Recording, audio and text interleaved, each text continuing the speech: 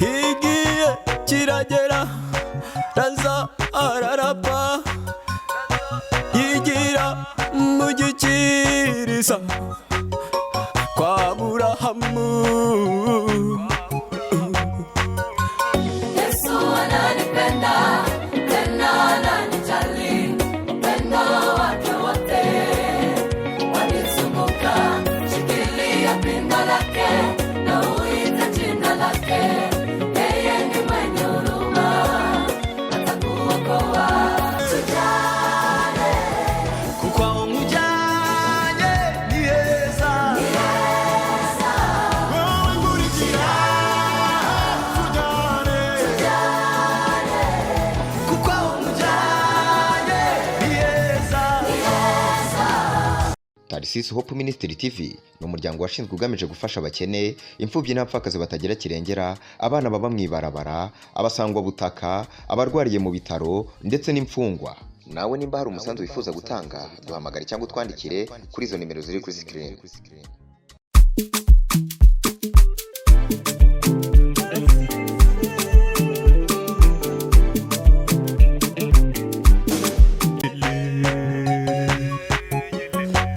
Ngira ndabaci Mwaramutse namyiriwe bakunzi ba Tarisisi Hope Ministry TV, turabakunda cyane kandi turabishimira rwose. umworo Lazaro yajya udukorotse. Nk'uko mubibona kuri mikoro ya mbere muri studio za Tarisisi Hope Ministry TV, muri kumwe na jewe Bebe Bella Gloria, ndumwe muri abo nyene basanzwe bakorera hano nyene muri TV. Ndazi ntigishasha kuri mwebwe. Yigira mu gikirisa Reka tubashimire kukuntu mugiye kudukurikirana kuri no show. Dushimire abamaze iminsi baduteramisha, harimo Mr. We nubwo mu nyuma yaciye akiko n'amagara mugabo Imana yarabikoze, ubu ari kamererwa neza.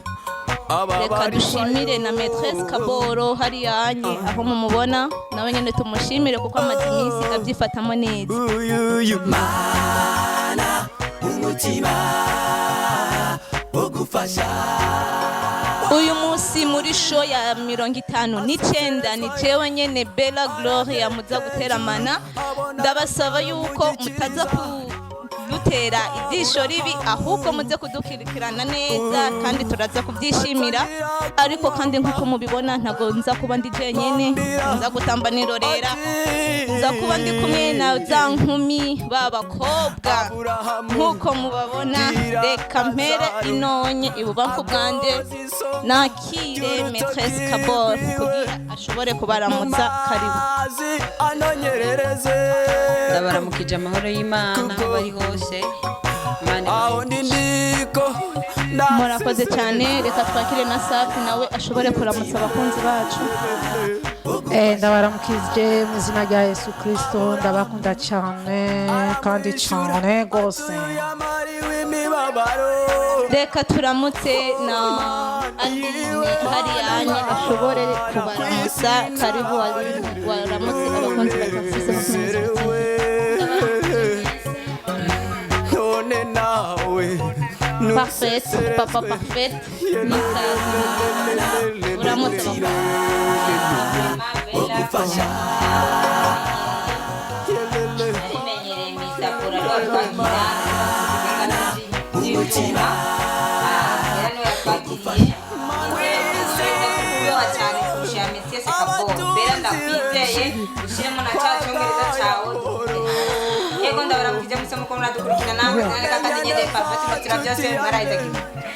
Parfait arangyoye cyane, aranyishe ngo kubinga by'ibyi. Murakoze cyane. Reka dutangure ino ndirimbo ya Maurice y'umutunzi, niyo dutanguje kuri no show yacu ya 55. Reka tuyikurikirane na 59. Ururimi basha ntirugira igufa. Reka dutangure n'ino ndirimbo. Yelele yelele yelele ngira ndabacire umuga umutima mutunzi n'umworo umworo Lazaro yajya udukorotse ku meza y'uwo mutunzi yelele yelele igihe kiragera Lazaro ararapa yigira mu gikiriza kwa Aburahamu wa mutunzi nawe nyene arapfa aja mu kuzimu ababarizwayo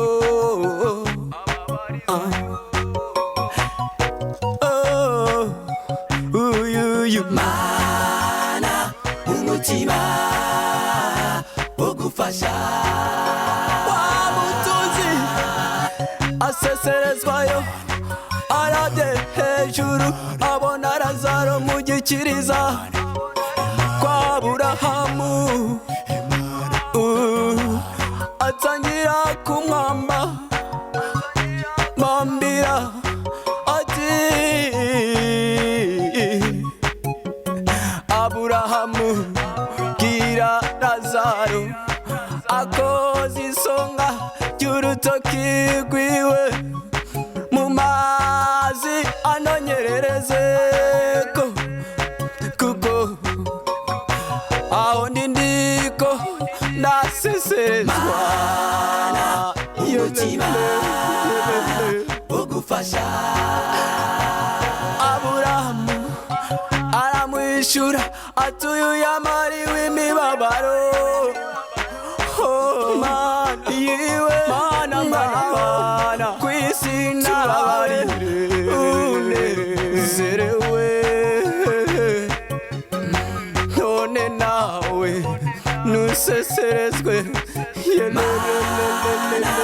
umutima ugufasha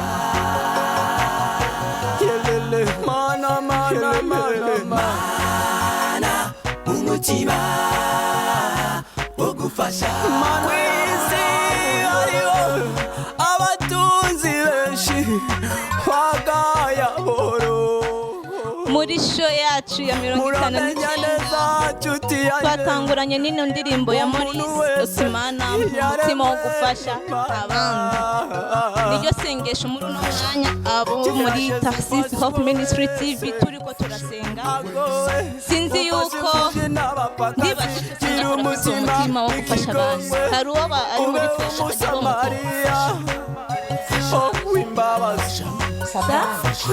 ibyo tubaha umutima na cyane nk'ubunye Imana hamwe yo guha nk'imiliyoni nk'izitanu ikintu cya mbere wohera ko gukora n'igiti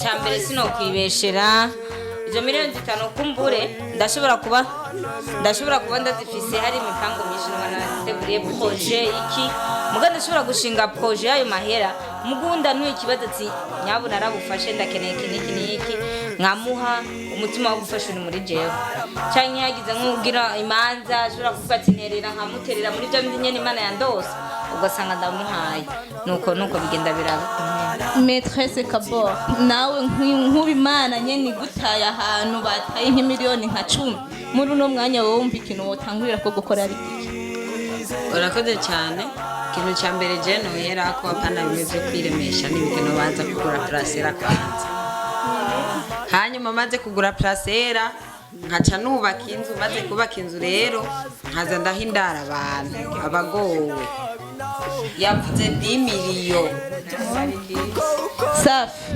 présente ikintu kimwe cy'akamaro wokora nk'ubimana gutaye ahantu hari miliyoni 10 woca ukora quand même donc Imana intaye ahantu hari miliyoni izo miliyoni uvuze ubwa mbere kwanza nokura kwanza ijya kwanza yo hejuru kagenda kwanza gushimira Imana kwanza ngashira muri ambarage kagenda kwanza imbere y'Imana ngamuhereza kwanza kigira 10 kwanza kubera byose nari kwifasha byo no kuronka miliyoni niyo yamfashije njafata kwanza ya kwanza yo hejuru cha mu Imana hanyuma zisigaye zose ebana mugambo tugenze imbere rero haleluya ngo mugambo tugenda imbere rero awusiga inyuma murabibona neza yuko muri umunsi turyohewe cyane tubazananye n'indi style nshasha nk'uko n'amana yubabwiye yuko buri munsi ufise ubwiza bwabwo none murabona yuko abo muri Top Ministry TV umunsi twaje n'ubundi bwiza ari amastyle mashasha twindiranye muri studio muwe hange uza kutwitambika imbere turahonyora reka dukomeze n'aka karirimbo gato imbere yuko tubandanya n'ibindi bikorwa Size marama kumusi w'amateka mana umutima ugufasha abandi size marama kumusi w'amateka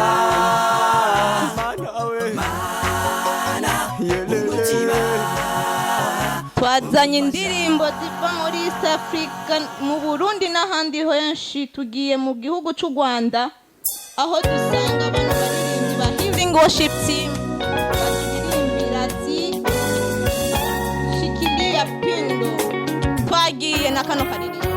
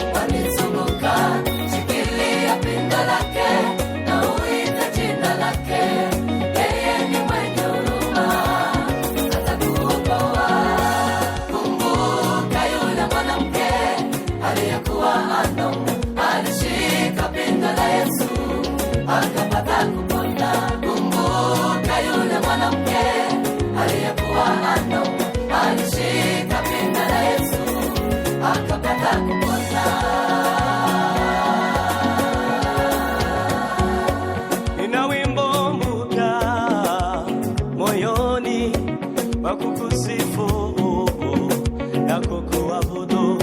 Mimi nimewekwa huru kwa damu yake, sasa nimeamua kumuimbia. Ninawekwa huru kwa damu yake, sasa nimeamua kumuimbia. Yesu analipenda tena ananijali, wendo wake wote wanizunguka. Shikilia pendo lake, nauita jina lake. Yeye ni mwenye huruma, atakuokoa.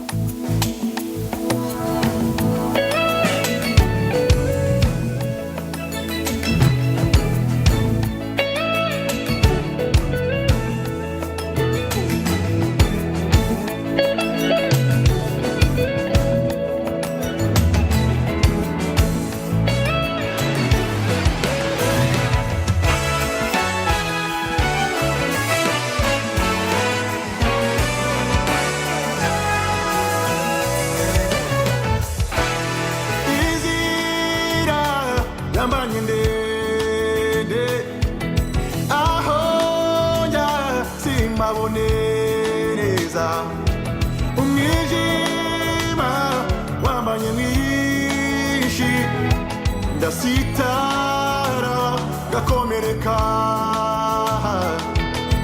inzira ndimo yambanye ndende aho njya simpabone neza umwijima wambanye mwinshi ndasitara kenshi gakomereka numvise ijwi rituje rivuga neza rimbwira riti inzira iganisha hera numvise ijwi rituje rivuga neza rimbwira riti inzira iganisha hera nkurikira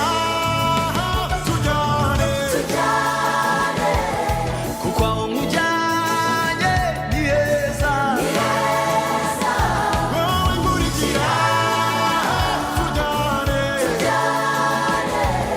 kuko aho nkujyanye ni heza erega nagerageje iby'uru rugendo njyenyine kandi nkoresha imbaraga nyinshi cyane ntibikunda tutari kumwe mucunguzi mumurizwa n'ijwi ryawe rimbwira riti nkurikira tujyane kuko aho nkujyane ni heza nkurikira tujyane kuko aho nkujyana ni heza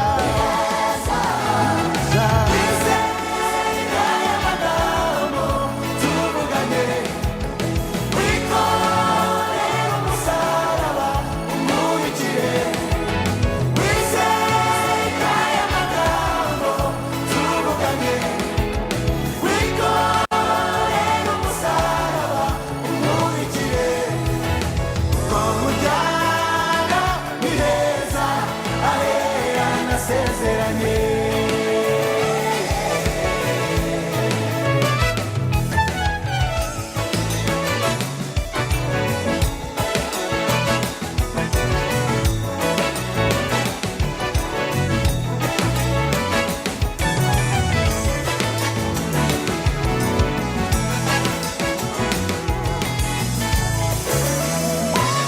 niyambaza za gutabara mbamagare ndahari zakurere mawugamemo ntacyo uzigera uburana niyambaza za gutabara mbamagare ndahari zakurere mawugamemo ntacyo uzigera uburana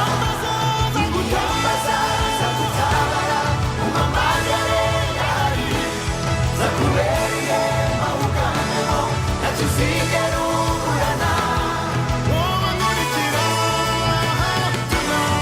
tujyane kuko aho nkujyanye nkurikira tujyane kuko aho nkujyana ni heza siga byose unkurikire ntugire ubwoba turi kumwe siga byose siga byose unkurikire ntugire ubwoba turi kumwe siga byose unkurikire n'akayashu katugwiranye mana yanje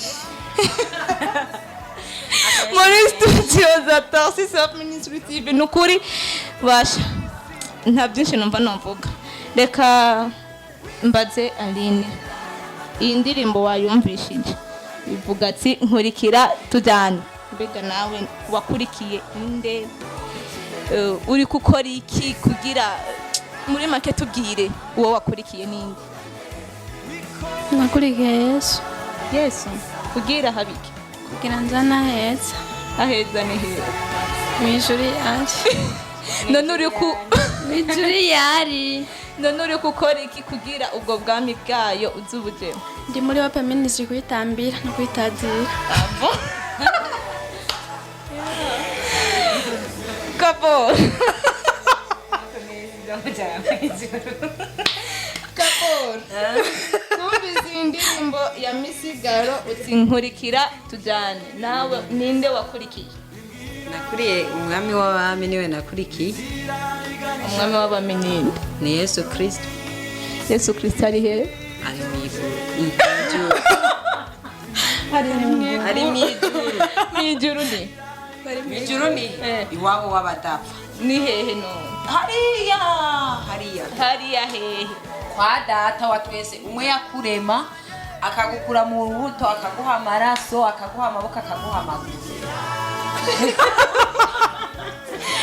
Safi safi nawe nyine tumubaze kandi yigore abivuge mu kirundi. Safi tumva nkurikira tujyane nawe wakurikiye? bahejeje kubivuga byose nta na kimwe afite novuga nuko nyene Uyu ni maîtresse nuko nyene.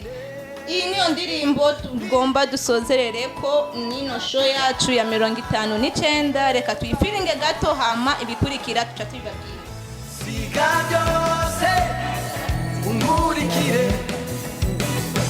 ntugire ubwoba turi kumwe siga byose unkurikire ntugire ubwoba turi kumwe siga byose Reka tubashimire bakunzi ba Taxis Hope Ministry TV ukuntu mwakurikiranye ino show ya 59. Reka dushimire Aline agira akajambo kamwe canke tubiri ababwira kugira dushobore guheza ino show yacu neza.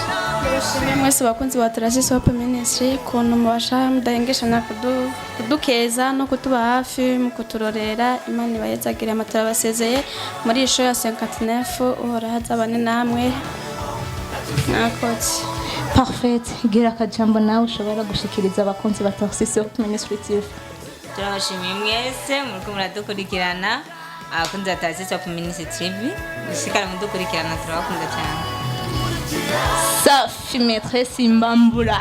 okay Nawe gira akajambo. naje ndabashimiye cyane byinshi babivuze ariko rero ikintu kimwe nshaka kubabwira vraiment mugume muraba isho iwacu mudukurikirana cyane kandi namwebwe mudufasha ku makomantere no kupartaja ku bandi kubera abandi nabo bashikirwe kuri iyi show n'akaboro ntimwibagire gushyira ku kakaboro. Imana ibahezagire akaboro bavuga ngo sabone. Geneviève maîtresse Kaboro Apana kanyugunyugu. Gira akajambo ntushikiriza abakunzi ba Taxis Hope Ministry. ndabashimiye cyane abariko baradukurikirana. Imana data wa twese nama nabivuze ihezagira ibikorwa by'intoke zanyu ntibarambirwe bashishikare kudukurikirana mu kuduha amakomante no gukurikirana ibikorwa byacu no gusangiza abandi. Imana ibahe umugisha. 59. Turabashimiye mwese ibyinshi babivuze abakunzi n'abajyanzi ngaha turi kumwe. Nta bindi tubasaba n'ibinyene bababwiye kugira subscribe, kugira like, comment na share. Nibyo bintu gusa tumva muri umwanya tubasaba. Muri bwa bumwe nyene reka dusozere ino show yacu nino ndirimbo nyene yatwiye utireka tumukurikire tujyane.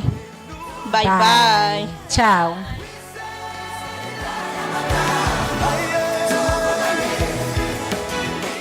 Taxis Hope Ministry TV ni umuryango washinzwe ugamije gufasha abakene, imfubyi n'abapfakazi batagira kirengera, abana baba mw'ibarabara, abasangwa butaka, abarwariye mu bitaro ndetse n'imfungwa. Nawe nimba hari umusanzu wifuza gutanga duhamagare cyangwa utwandikire kuri izo nimero ziri kuri screen.